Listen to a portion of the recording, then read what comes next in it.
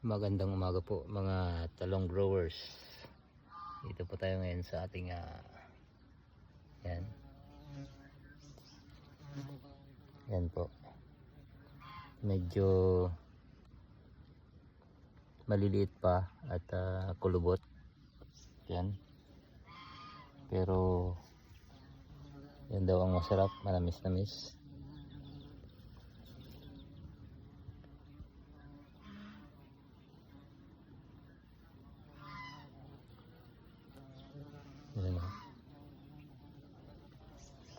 Yan, yan.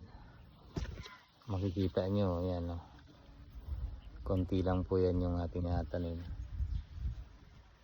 Hindi po kasi natin inaasahan na ganyan kaganda yung kanyang magiging bunga. So bali 120 lang ito na puno. Tapos malalapit. Yan o, halos ganun lang kalapit o. 1 foot lang po ang layo. Kaya medyo ano siya. Pero maganda naman. Maganda yung mga bunga.